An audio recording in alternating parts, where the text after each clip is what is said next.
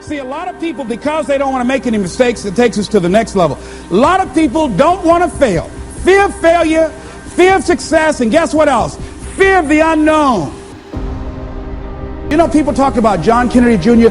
failing the bar. Did you read in the newspaper that he passed? I didn't see that, but did they make a bigger deal about him passing as they did when he failed? No, you know why? People like to see you fail. They like to see that. People are like that. I don't know why it's set up like that. I was on the expressway, traffic was jammed up. You know what was happening? It was an accident. But people pull over to the side to get out of their car to go look, to see somebody else's suffering. That's why talk shows are so popular. So people like to hear other people's misery, get it caught up in that. Then they go magnify it in their own lives because that's all they focus on. You cannot have innovation or progress without failure. It doesn't exist. And if you truly aren't failing as you're trying to innovate, then you're probably not pushing very hard because you haven't broken anything. You're making very, very safe choices. We could never have put a person on the moon without a bunch of rockets blowing up first. Like, of course. I met a CFO once. I asked him the priorities of the company, and he said efficiency and innovation. And I laughed and said, well, good luck with that. You know, innovation is inefficient because it requires experimentation. The experimentation requires failure. Much is said about fail fast.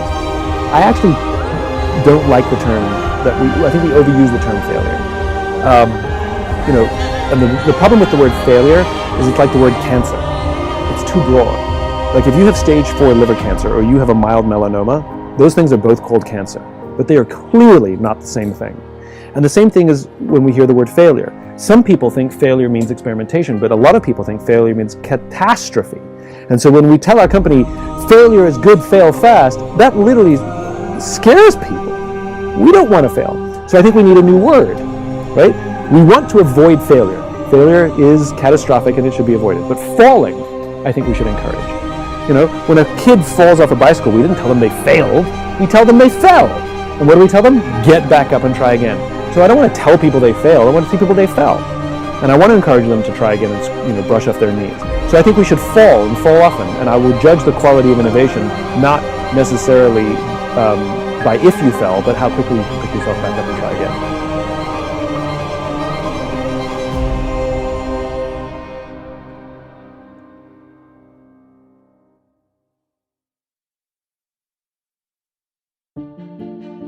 You will fail at some point in your life. Accept it. You will lose. You will embarrass yourself. You will suck at something. In the acting business, you fail all the time. Early on in my career, I auditioned for a part in a Broadway musical. Perfect role for me, I thought. So I come out with my little sheet music, and it was Just My Imagination by the Temptations. That's what I came up with.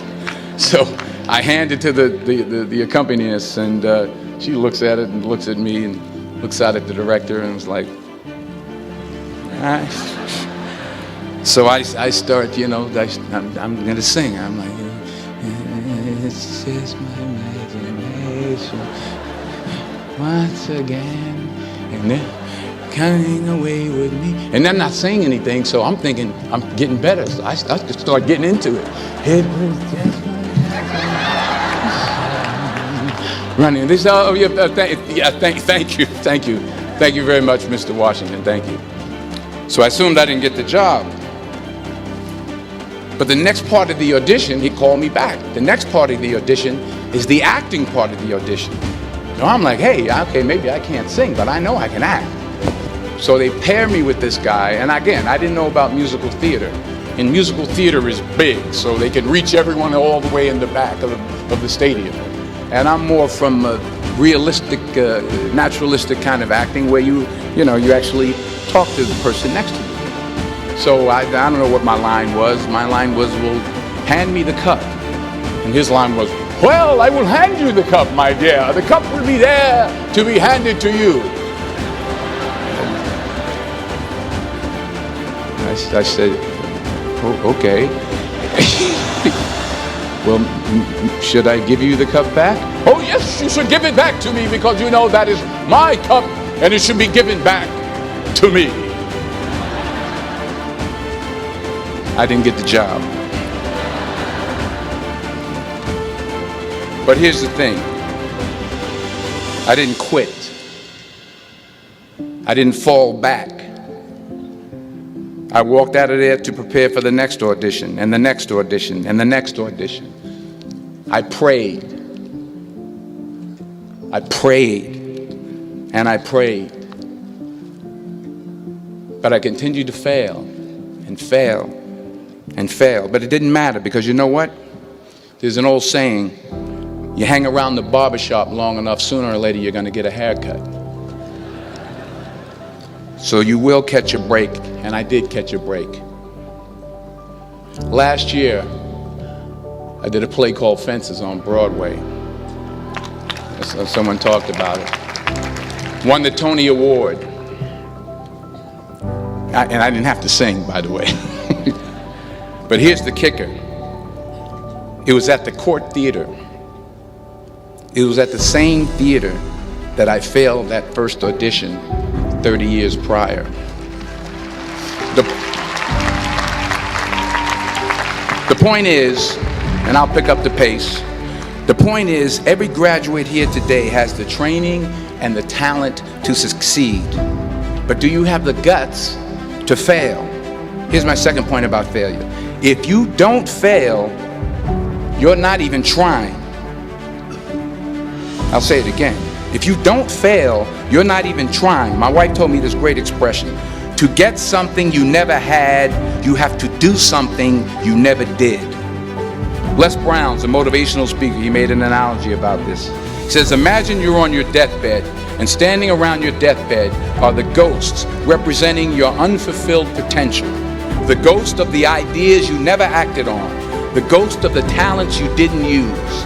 And they're standing around your bed, angry, disappointed, and upset. They say, we came to you because you could have brought us to life, they say. And now we have to go to the grave together. So I ask you today,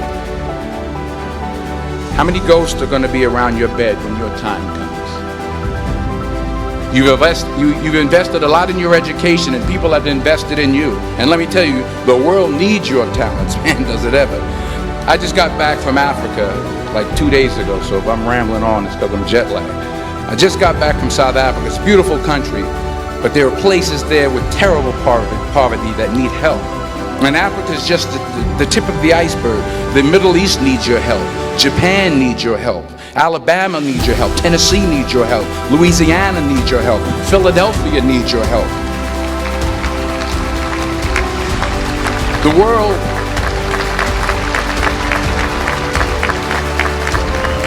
world needs a lot, and we need it from you.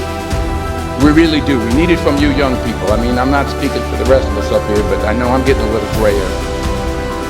We need it from you, the young people. Let's remember this. So you got to get out there.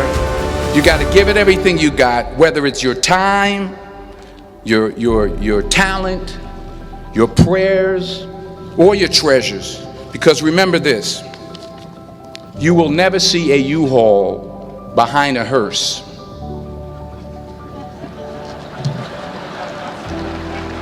I'll say it again. You will never see a U-Haul behind a hearse. You can't take it with you. The Egyptians tried it, and all they got was robbed.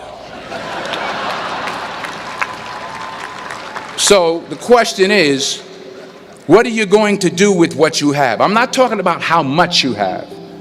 Some of you are business majors. Some of you are theologians, nurses, sociologists. Some of you have money. Some of you have patience. Some of you have kindness. Some of you have love. Some of you have the gift of long suffering. Whatever it is, whatever your gift is, what are you going to do with what you have?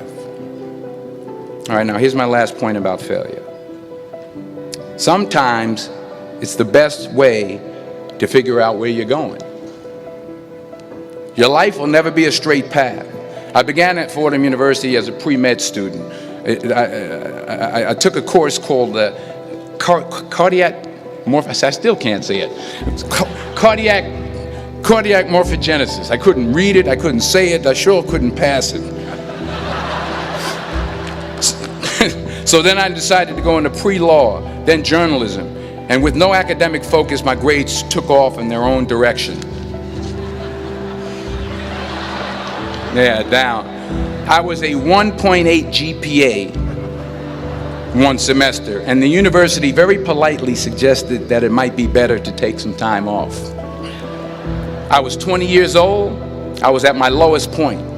And then one day, and I remember the exact day, March 27th, 1975, I was helping my mother in her beauty shop. My mother owned a beauty shop up in Mount Vernon. And there was this older woman who was considered one of the elders in the town. And I didn't know her personally, but I was looking in the mirror, and every time I looked at the mirror, I could see her behind me, and she was staring at me. She just kept looking at me. Every time I looked at her, she kept giving me these strange looks. So she finally took the dryer off her head and she said something I'll never forget. First of all, she said, "Somebody give me a piece of paper. Give me a piece of paper." She said, "Young boy, I have a prophecy, a spiritual prophecy." She said, "You are going to travel the world and speak to millions of people." Now, mind you, I'm 20 years old. I'm flunked out of school. In fact, like a wise ass, I'm thinking to myself, maybe she's got something in that crystal ball about me getting back into school next fall. But maybe she was on to something, because later that summer, while working as a counselor at a YMCA camp in Connecticut, we put on a talent show for the campers. And after the show, another counselor came up to me and asked, "Have you ever thought about acting? You're good at that." So when I got back to Fordham that fall, I got in and I changed my major once again for the last time. And in the years that followed, just as that woman prophesied, I have traveled the world and I have spoken to millions of people through my movies. Millions who up till this day couldn't see me, who up till this day I couldn't see while I was talking to them, and they couldn't see me. They could only see the movie. They couldn't see the real me. But I see you today, and I'm encouraged by what I see. And I'm strengthened by what I see. And I love what I see.